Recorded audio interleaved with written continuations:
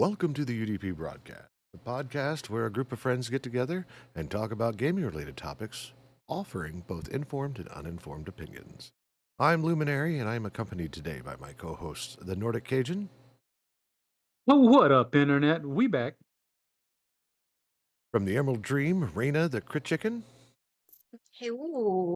and fresh from the drive-thru at Dairy Queen, Imee the Eternal Barcode. I have ice cream. The world is good. So welcome everybody. We took a week off last week, and we are here now, episode 77, getting close to 100. What are we going to do for 100, by the way?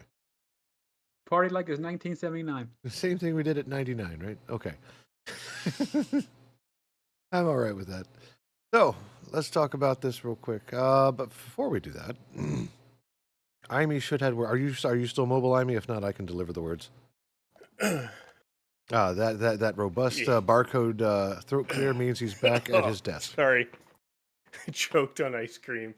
10% of all revenue, wow, that's the word, I can do this, from the show goes to the Trevor Project. Ping, our wonderful mascot, has more information on what the Trevor Project is. Bing. The Trevor Project is the leading organization working to end LGBTQ youth suicide in the US and beyond. The non-profit operates several programs to help prevent and respond to the public health crisis of LGBTQ youth suicide, including 24/7 free crisis services, research, advocacy, education, and peer support. Thank you, Ping. And as a reminder, this is an opinion show and in no way reflects any organization that we are employed by or affiliated with. Our opinions are our own. In other words, we're poor. Don't sue us. Because you're going to get a fat middle finger. You're gonna get like fat man tears from me. That's what you're gonna get. You'll get sarcasm from me and you won't like it. So here we I don't know go. what you get from me. I'm kind of. Chia seeds. Yeah, I guess you can get that. I mean, or tips on how to fail a diet, but Yeah, you never really fail a diet. You just put it on pause for a while. See? There you go. Positivity. positivity. Yeah, everybody needs a break away from rules. So you win some. I think this today I wanted to start off with Cajun's topics. He had 3 short topics he wanted to talk about, so I'll let you talk about them in any order, Cajun. So I will let you lead. We're going to go through the lightning round of weird topics in the realm of my brain. We'll start off with the one that I was kind of mentioning at the beginning of the pregame show here. When it comes to anything in any kind of fandom, when it comes to Star Wars, when it comes to Skyrim, if it comes to Marvel, comic books, video games, anything that has anything to do with a fandom, you're gonna have your fans, and then you're gonna have the other kind of fans. And it's the ones that everybody tries to shy away, like they don't exist, they just cause ruckus and are loud for no reason other than to hear their own voice. Well, we all know that Wizards of the Coast is notorious for causing their player group and player base to be mad. And when I opened up Twitter the other day, I saw something that if there was anything to start throwing shade at Wizards of the Coast about, it would not have been this topic. They released an artwork.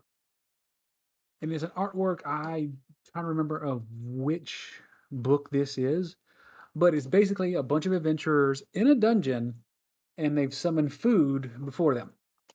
And there's a ton of food. Like you see a roast beast, you see a big pumpkin soup, you see beer, you see treats. And then the thing that people are getting upset about, they see, as they put it, more modernized foods. They see empanadas, they see tacos, they see sushi. And these people, when I say are getting up in arms, I'm going to actually post my source material for this one guy's how was it his post about it, which caused all this ruckus. His comment section. We need to make a meme out of his comment section because the way he tries to defend himself and why he's angry at tacos and sushi existing in D&D is beyond me. And of course, now that I'm trying to find the freaking post, I can't find it. I'll send the picture and y'all can see it. One second. What is y'all's opinions? Like D&D is based in a fantasy realm. A lot of people say it's based in a quote unquote medieval realm, but in D&D, planes exist across the multiplanar verse. That there's existences of different races, creatures, foods that could easily open a door for you to put any kind of thing in the world. That's why it's such an open book kind of game for you to play. But for some reason, tacos and sushi, they're like my immersion. Well, if you think about it, tacos is really just a sandwich folded in half, right? So I don't see a problem with tacos. And you're right. I mean, D&D, for as fantasy as it is, where unicorns can share the same space as automatons, right? Like, come on. Don't forget, in one of the D&D campaigns I've been in, I was riding T-Rex dinosaurs into battle. I commanded an army of T-Rex dinosaurs.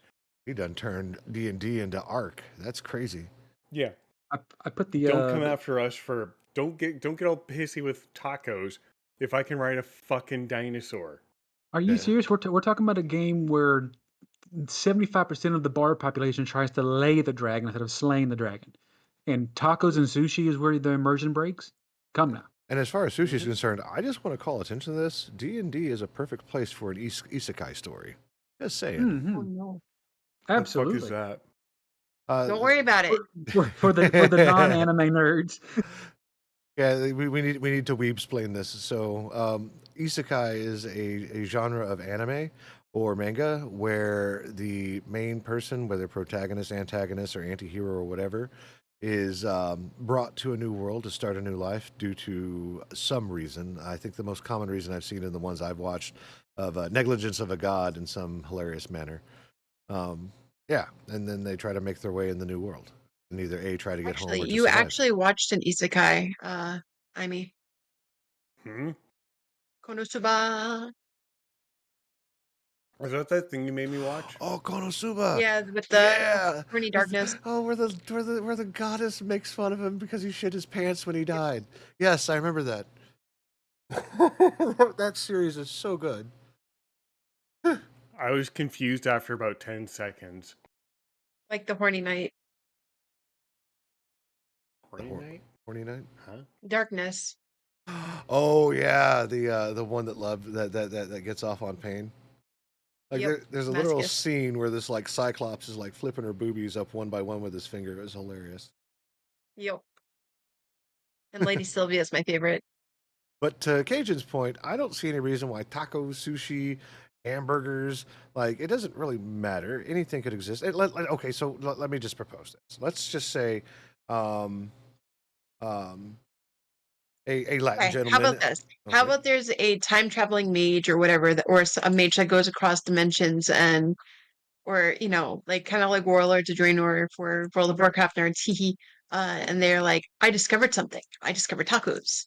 That couldn't fit into like D&D. Or just some dude that Mhm. was sitting at a bar and he gets up to leave, turns around, he's in a fantasy realm. He's like, man, I could really go for a taco right now. And people are like, tacos? Like, oh, bro, I got to show you. Do you have wheat here? And he like finds makeshift wheat, and they're like, well, typically we do this with beef. And they're like, what's beef? It's like, what do you put in your sandwiches that are cooked? Oh, we use this monster over here. Okay, we'll give you some of that and like slice it up, season it up with whatever seasons you can find. A little bit of lettuce, like fantasy lettuce and tomatoes and some whatever cheese that you get out of whatever domesticated animals. Like, here, you should try this. It's delicious. And they try it and they're like, oh my God, how could we have not thought of this? Like, I mean, it makes Mind sense to you, me. also, World of Warcraft is supposed to be some kind of fantasy game, but they still have pineapple pizza. I'm never playing that game again. Didn't What? Warcraft also have like a slash pizza command that would order like Pizza Hut to your door? I don't know, but it's not that bad as far as the pineapple on pizza thing. You actually get a debuff if you actually eat it. I think it's a scam What? ID buff. Good. That's awesome. I posted I finally found the link. I posted the link to the Twitter post of the guy in the chat for the actual podcast. All right, let me pop it open Um, here real quick.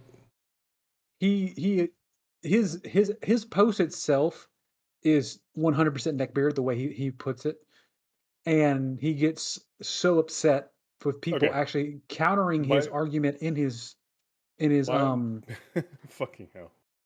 he gets so upset at people countering his argument in his comment section that he mutes it and he's refusing to respond to anybody else because it's below him. He says he can't.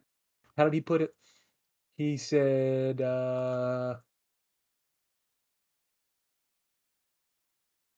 dumb tourist comments levels exceeding acceptable levels, must mute thread for my own mental health.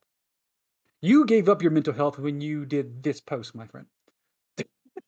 Okay. When you went out of your way with so many other things going wrong with D&D, with the D&D Beyond debacle a couple of weeks ago, which they backtracked on, which is hilarious. And just AI being used in artwork and all this garbage, you're upset about sushi, hamburgers, and tacos.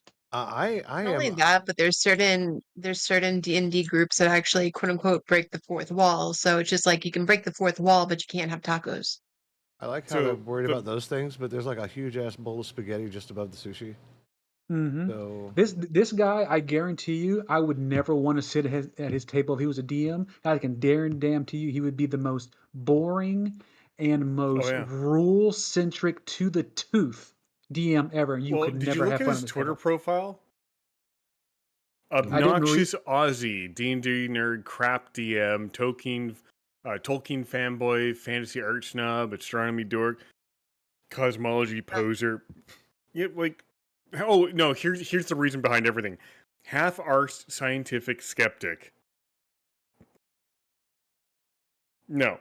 Just So like, he would that dude would hate playing with me because all of my robots come from Nanotracin, typically Goon Station. And if you've ever played Space Station 13, you know exactly what I'm talking about. And that's completely unrelated to D&D, but that's where they all come from.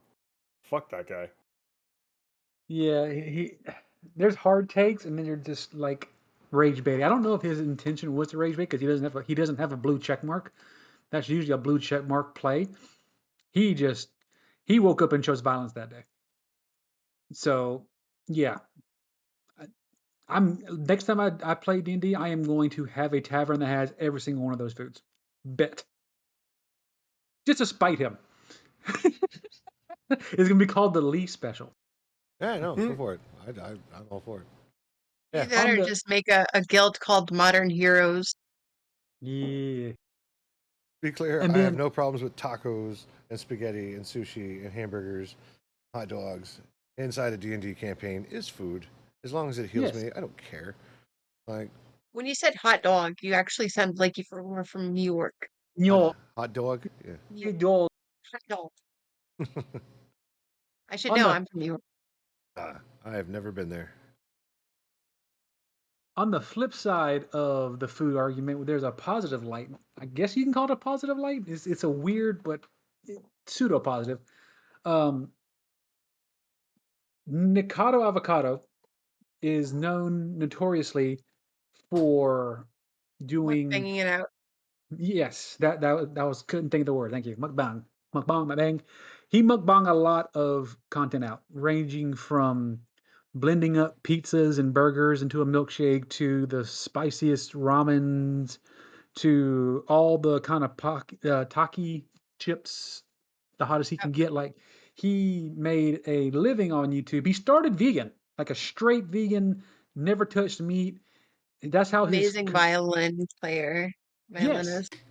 And then one day he started eating normal. I just say normal. He started eating like fatty, nasty, processed foods like whole Little Burger Caesars King. pizzas and Burger King and McDonald's and Taco Bell. And he went when if you would have seen him before he started doing that to where he was up to about a couple of years ago, he looked like the guy that ate Nicado Avocado. He got so big. I think he was pushing the 300s if I'm not mistaken.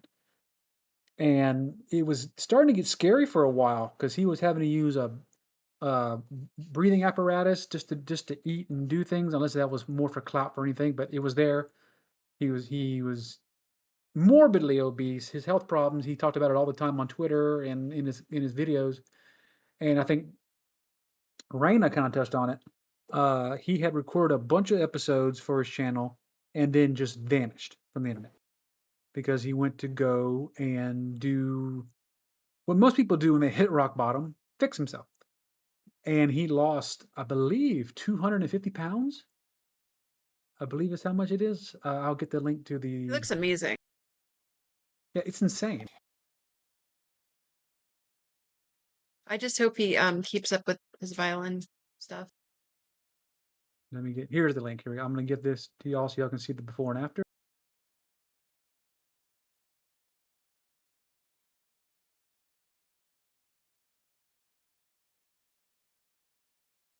It's in the Good Twitch on chat. him, though. The one on the left was him at like his peak largeness Huh. in terms of all the food he ate, and the one on the right is what he was today when he announced he showed himself on Twitter. He lost his hair and everything. Mm-hmm. And the funny thing is, he called it the world's biggest social experiment, to the point where he got big on purpose. That's Just what Meat Canyon actually mentioned. He said that Meat Canyon, when he did the video and Nicado Avacado stuff, it's all just a character. He right, pointed that absolutely. out. It's just a character. That's Nicado's character. That's not, especially when it was reacting to Meat Canyon's video, and then Meat Canyon reacted to the reaction. So it is a character. And it was a good social experiment. And I'm proud of him for actually taking charge of his health. Good on him. Yeah, he did the right thing in what he was supposed to. Unlike the other topic I'm going to throw out there and be done with my three. After I think it was maybe a month and a half of radio silence, even if it was that long, the two-time has returned to the internet. The back-to-back bullshit champion of the world, Dr. Disrespect. I found his armor.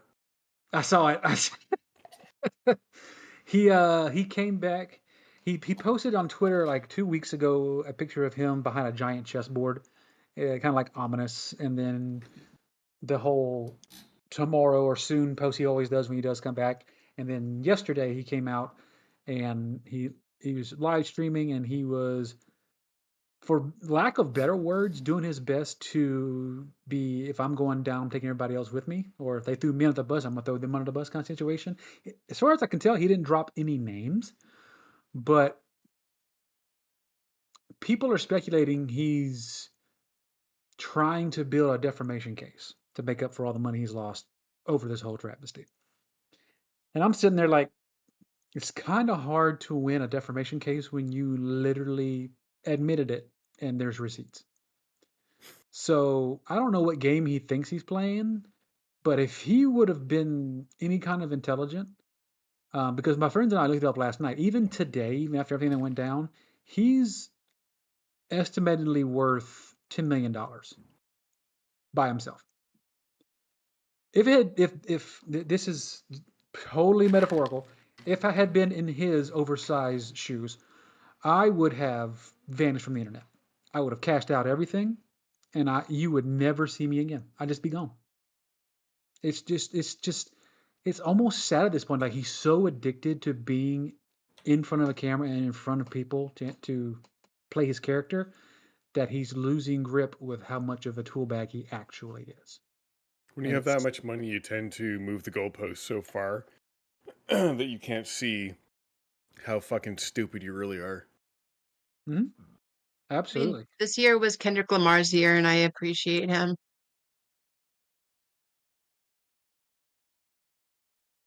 I don't know. It's just, Do you know what I'm referencing? I don't actually. I was trying to remember what Kendrick Lamar did, and His song. Oh yeah, they ain't like us. Yeah. Yep. I've never actually heard that song. Oh, it's so amazing. It Yeah, is I've the, never. it's Like the I said, that anti-Drake was song. this is the This must year for Kendrick Lamar. this must be what Amy feels like when we mention anime. Yep. When what? Huh? Exactly. I didn't even hear you. You were really, really, really quiet for a second. I didn't. I've never heard the song, and understand the reference she was doing, and I was like, this must be what Amy feels like when we mention anime. Yeah, pretty much. Although you have a lot less apathy towards it than I do. Fair. Yeah. Fair enough. That's it. Those are my 3 topics. So, Lumi, what do you got for us now? Oh, I got a whole list of stuff ranging from AI to good news and all kinds of stuff. One of the things I tagged everyone in, and I wanted to hit on this, and this is like the world's worst like titling. I had to like take it apart in pieces, so I'm just gonna read it out as it is. Fraudster charged with 12 million in stolen royalties used 1,000 bots to stream hundreds of thousands of AI tracks billions of times. If a woodchuck could chuck wood. Like it is this long thing. And I went and I read it, and after I read the article, it made sense. Apparently, this dude got with his buddy and was like, "Hey, I want you to make a bunch of AI music." I was like, "All right," and he made a bunch of bots.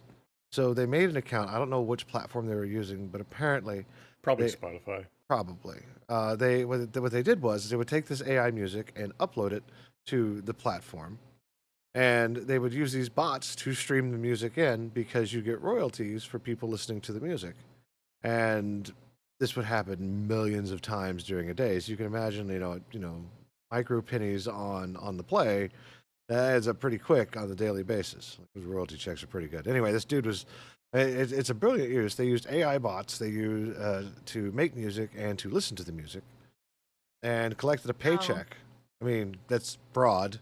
Which we're not even gonna get to fraud. This week was the week of Chase Bank fraud. Oh, Chase Bank checks, dude. I have been watching the travesty on TikTok, and I was living for the stupidity, bro. Dude, we gotta talk about that after this. Oh my god. That reminds me of the one. There was an attorney, I think, that actually got. He was hiding in Marion County, Florida, but he ended up getting pretty much he ended up getting arrested and charged for grand theft, I believe it was, of over $100,000 because he stole multi-million dollars worth of stuff from different elderly people. Like this one lady, she had a trust account because her son wanted to take care of her after he was deceased, and they were asking where the money was. He went to the Hard Rock Casino. That's where the trust Oh, no. was. Where's the money? Where's the money? Where's my money? Where's my money, bitch? Now he's at the Polk County. And I don't know if you know Grady Judd, America's sheriff, but America's sheriff. America. pretty much at this point, everybody wants him to be their sheriff, but he got a nice bed and breakfast at the Polk County Pokey. He said he doesn't have to worry about his gambling addiction anymore. We'll take care of that for him.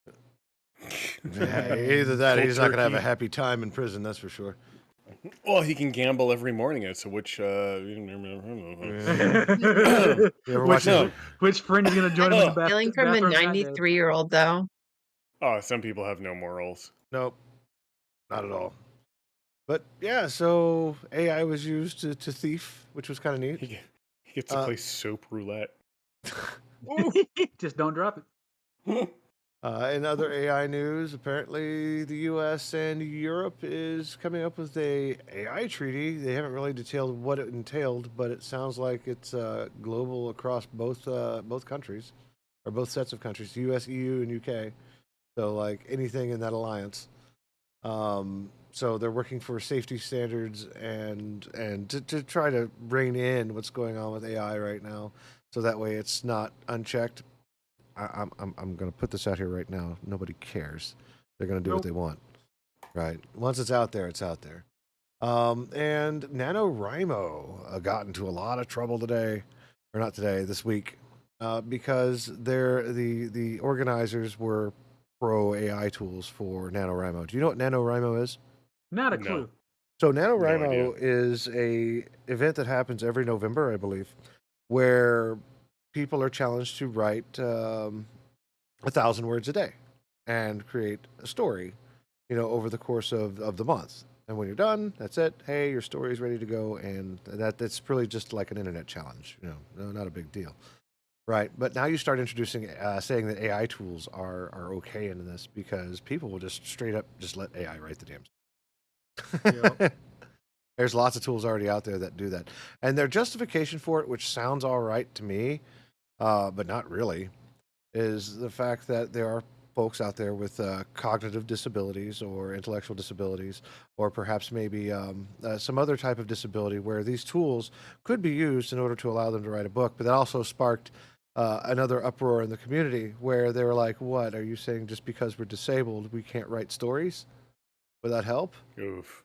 Yeah, no, Oof. it was a you can't win in any Slippery situation. slope, baby. Mm-hmm. So yeah, that's a thing. Let's see here. Is there anything else here? Oh, and a Dutch regulator slaps Clearview AI with a 33 million fine and threatens executive liability. So it seems like we're starting to turn the whole AI trend into like, if you make it and you own it, you're responsible for it, and if it fucks up, Oh, so you mean there's actually consequences for actions? Who would have thunk? oh, What? well, I don't know how that's going to work with larger corporations such as like Google or who has another one? To quote Goldblum, life finds a way. Oh yeah, it will. The chaos scientist. I love that guy. So those were the three big AI stories that I found this week that I thought were rather interesting to talk and discuss about. So I have a question for everyone. Yeah. Has anyone heard of the game Concord? Yes, And and I thought and that. don't worry if you haven't. Only 25,000 people did. So, Apparently, that game has a sad story, but go ahead. Concord was released on PlayStation August 23rd. And as of September 6th, yesterday, Sony pulled it from all platforms and they've been issuing refunds. The game sold 25,000 copies on day one, had a disastrous launch, looked like a shitty Overwatch clone, maybe like a bastard love child between Overwatch and Valorant, Mm-hmm. and it was just garbage. Just through and through, absolute trash. It had a maximum all time high of 697 players on Steam, which apparently is lower than the launch peak of Lord of the Rings Gollum, which is widely regarded as the worst game of 2023. And if you remember that game, I it didn't was even know that game existed. horrendously awful. So this game somehow beat out Lord of the Rings Gollum That was pretty for bad. being pure garbage. Even And that banana game probably had more yeah, the players. banana clicker had Yeah. hundreds of thousands of people speculating on the cost of a banana to sell on the Steam market. But yeah, so unfortunately, this game is now gone. Everyone's getting full refunds. And thankfully, if you did pay for it, you didn't pay more than about $40. 40 It years. took I got scared there for a second. Yeah, Dang. $40, but it took 8 years to develop the game. Feel bad for the So developers for sure. this is not a knock on, like, what I'm about to say is not a knock on the developers. This is entirely a knock on management. What the fuck were you thinking? Well, 8 years sound, and the best you can do is a shit game that gets canceled in just over 2 weeks. To me, that tells me you dragged your development staff in too many different directions, saying, I want this or I want that, and then changing the goalposts for the project. So I to mean, me, that smells like shit tier leadership. And all of those developers are the ones that have to suffer as a result of that shit tier leadership. it's And I don't kind care what level it was, whether it was middle management, like lower middle or senior management. Somewhere, someone made decisions that cost this game any sort of viability. And I will rarely blame developers for shit tier product, because more often than not, the things that make a game shitty are driven by management and leadership positions, not individual devs. If you think, So well, if you think what about the it, I fuck? mean, like most What- AAAs are out to make the next like Gun of Duty Modern Bullets clone, Yeah, right? So I mean, and there's an squirrel with a article. gun. I heard. I think Splattercat went and played that, and he's like, "This thing is unhinged." So I want to play it. me too. I think we talked about it last year. I was like, "Squirrel with a gun." You guys, what? And we, I think Yes. I wishlisted it on Steam. I haven't played it yet. But the entire there's an article if you go and look at the forums right now that has to deal with 2 ways to save the gaming industry, and it talks about the trials that AAA developers and indie developers have to go through in order to get a game out. Since the ability to produce a game has become more widespread, game engines like Unreal and Unity have allowed their engine to be freely available, and they just take their cut on the back end, right? And Some take more than others. yeah, so it's not like it was Unity. back when I grew up or you grew up, where you had to go down to the store with physical packaging, which also costs a whole bunch of money to pick up your next favorite game that you wanted to play. What happens is that the market is so saturated with games right now that even though you release the next Gun of Duty Modern Bullets, right, you're also competing on a daily basis as opposed to monthly basis of hundreds of other games being uploaded to these platforms. Just look at Steam. Steam is just this steaming pile of garbage. Like it's almost like the Google Play Store when it comes to like trying to find something you want to play. Right? So it then comes down to you can't have the best-selling game of the month. You have to have the best-selling game, right? That's just it, and that's the bar, and it's unrealistic and it's unattainable for most developers because you're not going to make the best game, which is why like some of the games that came out I thought was rather good. The developer was like, well, it didn't meet expectations. Like, what expectations did you want to meet? Oh no, you made $40 million. Was that not enough? Like, I don't understand. Like, what's going on? This is on top of the increasing costs of like talent and everything else, which leads into another story. But I want to hear your opinions on what I just said as far as like the competition. Mind you, Concord was a steaming pile. I think Big Fry TV actually took a look at it. It was like, yeah, no, this is like almost cut and paste, and it's generic shooter number 5. Like, I can't see myself playing this. It's like the What- cheese on the wings I had a few weeks ago. Generic yellow cheese number 3. In this case, it was generic shooter game number 2. Well, it is kind of goes into all realms right now. So, like, case in point, let's look at the recent Like a bird. no, the live action games, live action movie games coming out right now, or just came out. We had Borderlands. we had Oh. phenomenal game shows like the Mario movie, fantastic movie. The Yeah. Sonic movies been doing really good. Once they fixed the scary Sonic, they've been doing really Keanu good. Reeves as Shadow the Hedgehog, bro. That's going to be amazing. I'm not even going front. I'm looking forward to that. And the popularity of those two because they were successful. So what does Hollywood do? Let's go grab the next big thing, next game, and let's do the same thing. That's when you get something like Borderlands, No, Minecraft. and now Minecraft. That looks like, and I can't Hi, my name is fathom. Steve. My brain hurts because the director and producer of Minecraft says they don't want to have a situation of ugly Sonic with the Minecraft movie. Guess what, pal? You have a situation of ugly Sonic with the Minecraft movie. That thing looks like I'm Is sorry, that there- worse though than garbage. Huey Boll saying maybe I should have made the Borderlands Oh, movie? Before we move on, the only way the Minecraft movie would be acceptable is if they had Patton Oswalt as Steve. Just saying. Yeah. Okay. Anyway, Jack yeah. I was Jack gonna- Black right now is the new Chris Pratt. Apparently, Jack is in everything. Like weird. my man, like he was Bowser, then he now Claptrap, and now I'm Steve. I'm like, bro. So I'm sure he's a nice human being. He annoys the fuck out of me as an actor. So I can't stand to watch him. I like him. I might be in the minority here, I- but that's listen, fine. I'm the. Do you like Will Ferrell? Yes. He's hit and miss to me. See, I love Jack Black and his antics. I can't stand Will Ferrell. Unless Like it's Will with Ryan Ferrell Reynolds. is not funny. Unless it's paired with Ryan Reynolds. Have you seen Ryan Reynolds and Will Ferrell just like cut up?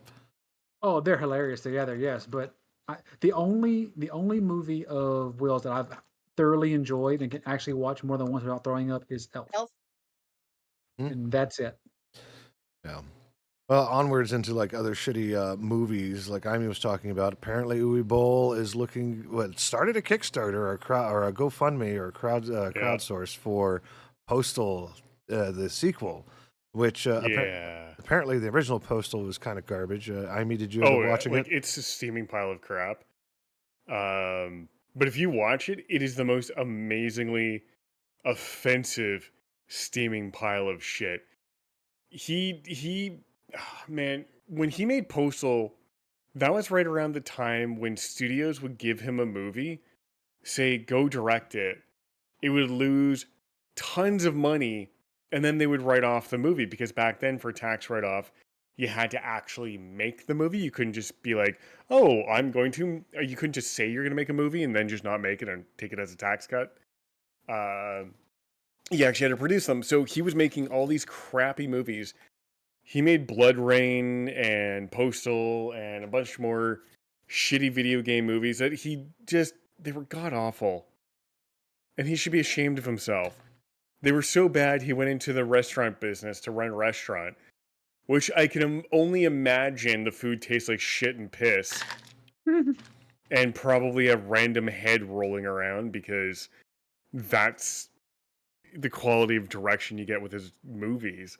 But yeah, he was saying he wanted to do a new Postal game, and the GoFundMe specifically said if the money was not used for the Postal movie, it would go to a different movie, something in California, whatever.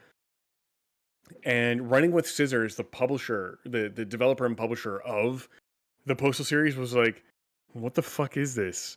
We have no idea who this person is running this GoFundMe. Because it wasn't Uwe Boll who made the GoFundMe. It was some other rando. And that has now been shut down, thankfully. He was requesting $2.5 million, and Uwe Boll would find the rest of the money elsewhere, which would have been fine. Yeah. It raised a whopping $850. I'm more surprised people actually dump money into it. So I was just like, all right. Well. So when you give people enough meth or cocaine, they will do what you want. I'm not saying that's what happened, but aliens.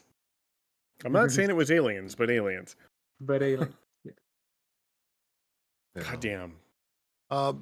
Moving onwards, because I think we're outside of everything else. I've been trying to keep up with Starliner, and I keep seeing stuff for it come up on The Verge. What do you know about? It was making weird noises. Well, yeah, that was the thing that came up on The Verge. I was like, crazy. But what's the story behind that? Like, this is like one of the most undertalked thing that I've ever heard of. I have spent way too much time following this thing. Okay, so Boeing's Starliner is supposed to be the commercial competition to SpaceX's Dragon capsule. Boeing's Starliner program has been plagued with problems since day one. They were initially supposed to make a crewed flight a couple of years ago. They had all kinds of problems. It got delayed.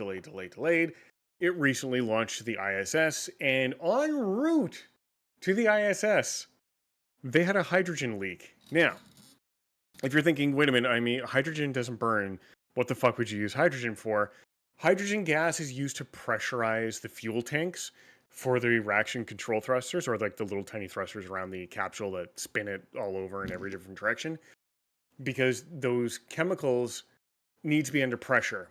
And helium is abundant, ish abundant.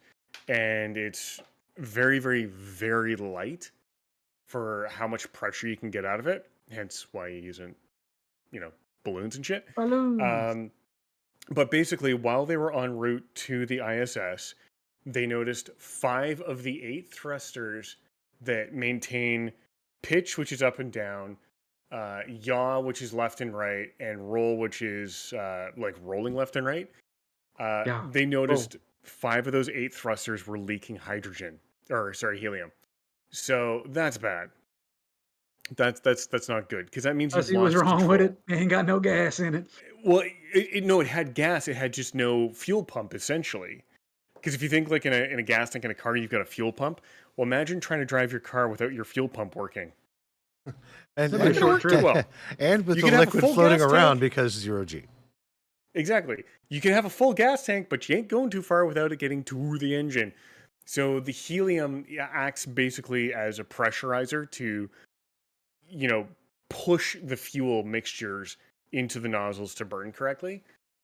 And so they had all kinds of problems getting to the station. They docked, and of course, Boeing recently had a few minor issues with door panels falling off of aircraft. They've had some minor problems with structural integrity of other aircraft and, in-flight computer systems forcing aircraft to pitch down and crash on several occasions. So they've had just a few bad things, some minorly bad things have happened. It's a smidge.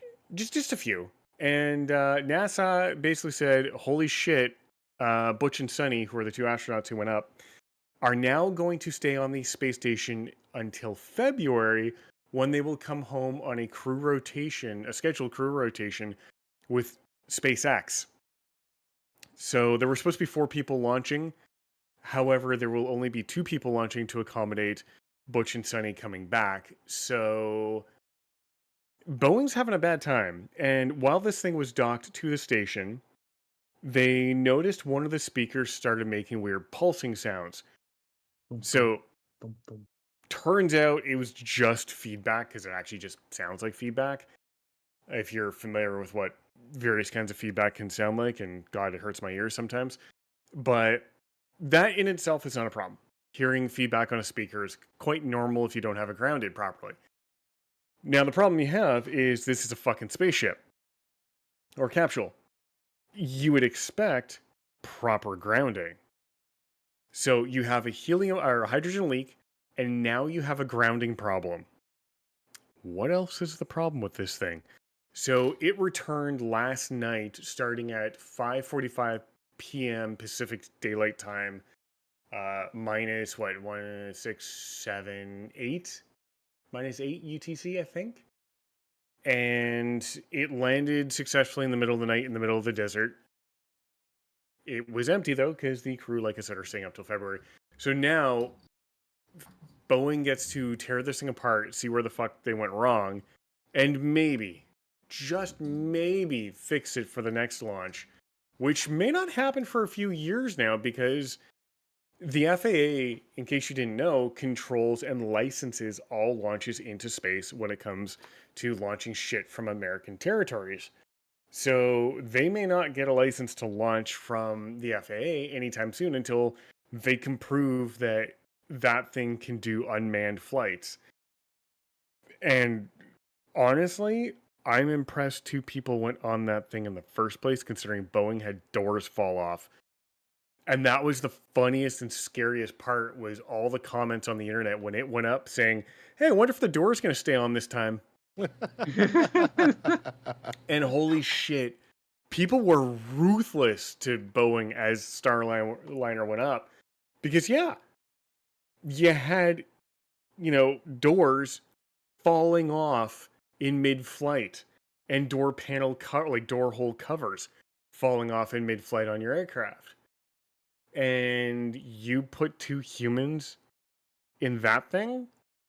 Holy shit. As much as I hate the elongated muskrat for being a complete psychotic moron, the company that runs those flights is fairly decent. And good thing they have a working spacecraft to get those people home. Because I would not want to ride on a Boeing ship. Ever. It's bad enough I have to take Boeing flights. I don't want to ride one of their spaceships. Wow. So what we've learned in the past couple of years, don't get into a spacecraft by billionaires, and don't get into a submarine made by millionaires. Got it. Yeah, and if you can fly on an airline that uses Airbus, go ahead. At least they Like make Hawaiian. working aircraft. What's that? Like Hawaiian Airlines. Well, as long as the aircraft they fly are not Boeing, go for it. Go nuts. Who cares? Yeah, they If have it's an a Boeing Airbus aircraft, 330. if it's a Boeing aircraft, stay off the 737-800 MAX. Go make sure it's any other plane but the 800 series, because Yikes. I mean, yes, they are fixed. They are no longer plunging into the ground. Their door caps are, like, the door plugs are staying in place now. But at the same time, holy fucking shit, Boeing. Get your shit together. Your executives honestly need to be taking about 70% pay cut because of the embarrassment your company has become under your watch. Every one of them needs a 70% pay cut. Or And just that get should all go fired. back to, like, the company and not to them. Because that's bullshit. They should be embarrassed by themselves. They should. Yeah, all right. So it just sounds like a giant fuck up that just compounded on itself. I know they said Absolutely. like the capsule returned by itself because it like disengaged itself from the ISS. And I don't know about you, like I as ISS crew, I'd be scared shitless if this thing was coming at me. Like, Well, and that's the thing. Like, it had 5 thrusters that were down as it approached. So that makes controlling the lineup and docking very difficult on 3 thrusters. Hmm. So it's doable. 100% it's doable. Hell, you could even do it with 1 because you have reaction wheels that'll spin, basically like gyroscopes, essentially, that will let you spin the aircraft or the craft in space in various directions. But as far as alignment goes, yeah, it would be really difficult to do on 3 engines. Not impossible, but definitely difficult. oh yeah. And I would have been shitting bricks if I was on that thing and told, oh yeah, by the way, some of the thrusters aren't working anymore because we have a helium leak. First thing out of my mouth would be, hey, can I hitch a ride on a Soyuz capsule or, you know, a Dragon cargo return? Like, I don't even care if it's a cargo one and I burn up. At least I understand and know I'm going to burn up on the cargo flight. It's Fair not enough. going to be unexpected as it Like, might I be with know the Boeing one. I've accepted my fate at this point. Exactly. Because the crew dragon, like the cargo dragons, they'll just burn up on re-entry. Like, the whole point of them is to be expendable. I would willingly volunteer to go on that because at least then I know I'm going to die. Not, am I going to die? It's the unknowing part that really kills you. Hey, Oh. literally. Well, we're going to I move beat on to Raina some, to it. Ha! some happier things here before we go into our round table. Looks like SAG-AFTRA was able to win 80 games to agree to the union's AI terms. So that's good. Hell yeah, buddy. So what they're doing for game developers and actors and whatnot is having a positive effect. I know the article from GameDeveloper.com was talking about like the first time they did something like this back in 2017, it was very ineffective because programmers be programming and it had no effect on anyone. But they're doing much better now and actually creating waves and creating a better environment for people to get work, a sustainable work, and not have their work stolen from them after they've already done it. So I'm all right with that. And Spiders is a company that was responsible for Greedfall, and apparently they were threatening to strike because they're like, "Hey, we want better wages and better remote work policies," which everybody's entitled to. My personal opinion is that if your organization is set up for remote work, there's no reason why anybody ever has to come into the office. Like, save the No. real estate, support the data Mhm. center. Like, heck, if you have everything in the cloud, you don't even need a data center. You just need to write a check. Like, come on. Like, it's a no-brainer. So those two things actually happened, and that's exciting. There was something else about a YubiKey, but I don't care. So I got one more thing. Oh, go for it. One more So you know thing. you know how we've read like Steam reviews have been very angry for very obvious reasons, like for Yep. shit games. So have you ever heard of a Steam review being angry because you couldn't pay the developer? Oh, no. No. So there is a game. It is free on Steam called Sheepy, a short adventure. Real civil engineer played the game like 6 months ago. It's adorable, and the comments in the reviews are amazing. Finished story, a short adventure. Now I want Sheepy, a long adventure. I feel like I robbed the developer by playing and enjoying this game for free. Shut up and take my money. What an incredible experience. And for free? I feel bad for not paying for this. Dang. These Actual are, I wholesome love these reviews. reviews. Sorry? Don't they get paid for the download stuff? No, not a demo or a free game. If it's free or a demo, you don't make any money on it. Make this game cost money before I buy out your studio and force it to cost money. I should pay for this. This is way too good to be free. I like these reviews. This shouldn't be free. I love it. Why is Stuff this we game live for. free? It should be paid. These are beautiful, amazing reviews, and I wish more reviews had this level of wholesomeness to them. And I'm not saying you can't be critical. If you're going to be critical, just be constructively critical. Don't be a complete dick about it. But seeing the level of support for a free game and people just kind of like jokingly angry that they can't pay for it is awesome. And it makes me happy. That's amazing. I love that. That was that warmed my Nordic heart. Yeah. This game is easily good enough to sell, yet the game is the dev gave it up for free. Sad face. There we go. That just means whatever project they release next is chance got to make them some pocket money.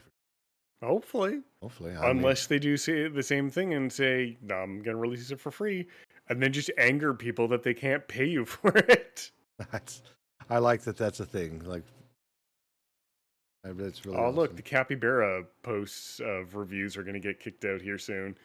Well, Capybara posts? Remember those like shit posty things that Steam's like, we're going to get rid of these, or at least we're going to make sure that they aren't seen as well. So I will leave this cat here so that anybody who passes by can pet it and give a thumb up and reward and awards. Shit like that's going to go away, but yeah, play it now. All right, that game is Sheepy. Capybara. All right, let's roll into our roundtable. Grit, tell us about what you're doing this week. Playing World of Warcraft right now. Oh yeah, and if you caught the pre-show, she got to talk all about what she's doing and how much she's enjoying the War Within. So, by all means, do check out the VOD. I might upload it to my main channel. Not sure yet, but it's definitely going to be on the VOD for like 60 days. So you should go check out how she's talked about it. It sounds really exciting. Anything else, Crit? Not really. I mean, other than that, I mean, my son discovered Tim Hortons hot cocoa.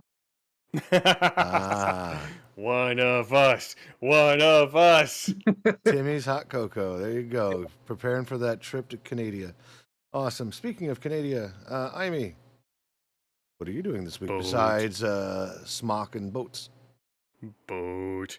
The smog team is, oh god, this is worse than it was.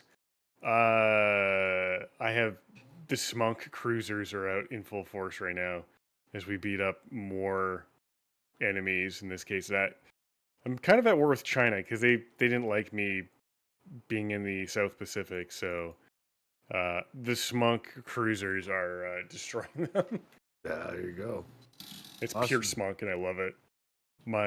As I was saying in the pre-show, my heavy cruisers have 8 smokestacks or smunk stacks, and my light cruisers have 9 smunk stacks. The destroyers have 4, and unfortunately, the cattle bruisers have 2. My smunks have stonks. Yes, so much smunk. I've posted some pictures of the smunk in the gaming channel, and it's glorious. Glorious amounts of smunk. Yep, awesome. Cajun, I know you and I have been pretty much hiatus the last 2 weeks. I know that you just closed on your house and you've taken some time to yourself to recuperate. Yes, I'm officially homeless. Yay! Yay! Now the fun getting rid of the remainder of the debt arc begins. Yeah. But it's very minuscule compared to that house. Oh my gosh. I aged 10 years in the past 2 weeks. Like Lumi can attest, like the body, the mind and the heart and the soul were willing, but the body was like, bro, go to bed. It was rough, man. Especially on the missus too, because I was the unga bunga, she was the brains behind the situation. So I went out, I fixed the things, I called the people, I got things working, I got the write up for things and delivered it to her. She was the middleman going between me and the realtor, and she probably aged about 10 years as well. So it was good to see that Thursday when they handed her the final notice that like it's over, and just saw the weight lift off her shoulders. I was like, breathe. Cold. So that's what I've been doing. I breathed in the past 2 weeks. Speaking of which, hey Panda, she say hi to everybody on the podcast. Ah, Panas. About right.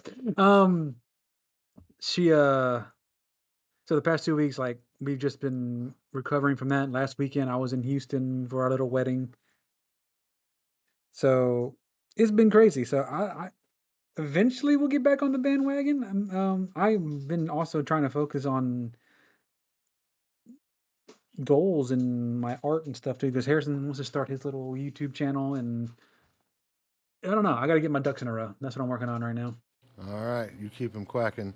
I'm still kind of quasi hiatus. I might have some surprise streams here and there. Nothing scheduled except for the podcast, and of course that's supposed to be every week. That might change depending on what's going on. Things are a bit turbulent in my life right now, and we'll just leave it at that. Adulting sucks. Dude, It does. being an adult. The month of sucks. December, we will be pretty much all on hiatus, just so everyone's aware. Pretty Yep. much, probably like starting like mid-November, if not beginning of November. It's going to be pretty much done. Like maybe after Halloween. I don't know. That way we got 2 months to recover, and we can figure out where we come back in January. That way, Yo. there's 2 months. You guys don't have to worry about making this thing, and we can spend time with your family and just have fun. Get married. Yes. Yeah. Important things. So, yeah, that's pretty much Excite. going on. So yeah, I think that's it. I've been playing some No Man's Sky lately. I finally got to play some Sea of Thieves last night, which was a lot of fun. Which reminds me, if anybody wants to come pirate with me, just let me know. I will pull out one of my ships or ride on your ship, and we will go pirating and go do things. That's it. Episode 77 done. Ba-da-ba-ba-da-ba. Yay. So join us next week for episode 78, where Imi will have more smunk and more more stacks, and yes, exactly that. So we'll catch you next week, and that's it. Everybody, Allow me. yeah. You guys stay awesome. Don't You guys. be a. Dick. There we go.